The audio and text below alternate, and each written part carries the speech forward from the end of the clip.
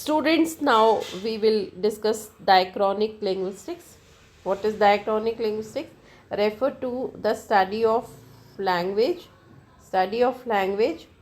change over different time periods, right? For example, how old English become Middle English. So that is English, na?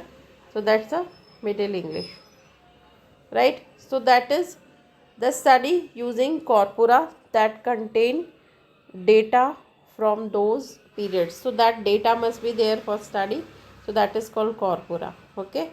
So that data is important. Now, a general definition based on International Encyclopedia of the Social and Behavior Sciences. So that is reference. Corpus linguistics.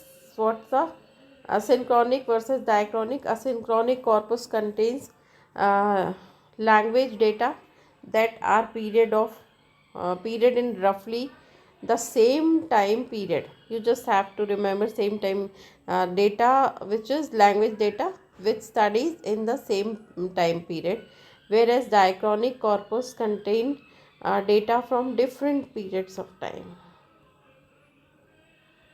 Okay, so different periods of time, that is, for instance, a corpus of Shakespeare's work in corpus is collection, we can say in roughly we can say that. So a corpus of Shakespeare's work in is in synchronic. Naturally, that's a whole he has written in a particular time period, but corpus of English literature in the 17th century would be diachronic, 100%, right? Diachronic.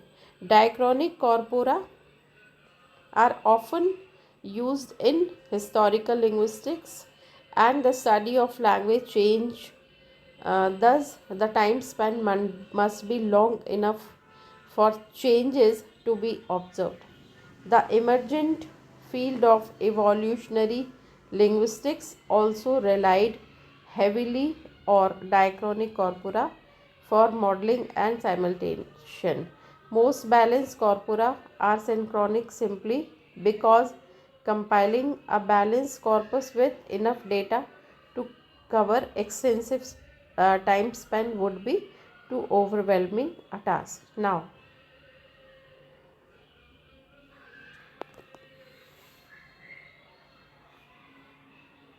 Now see classification by orientation.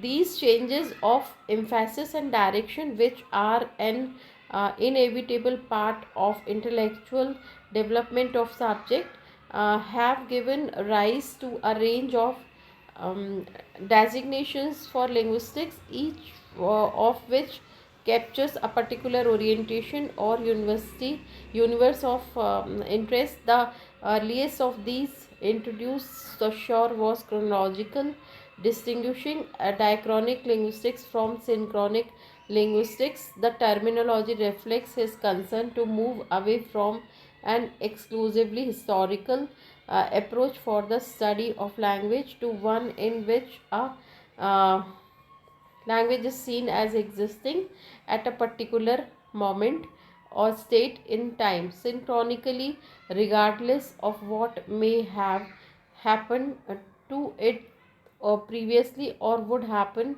uh, to it subsequently. Most linguistics research is synchronic in the sense that linguists are aiming to establish the nature of system of rules which define as a language expressive potential at one time. For example, the word balcony currently has a stress on its first syllable, and this is what would be noted as a part of synchronic description of modern English is stress. So these are the detail. Now sound changes. So what's the sound changes? That's the 19th century linguistics was historical linguistics. Synchronic studies existed but were usually not at a center of linguistic community attention. In the first chapter of 28th century, structural linguistics changed this and synchronic studies dominated.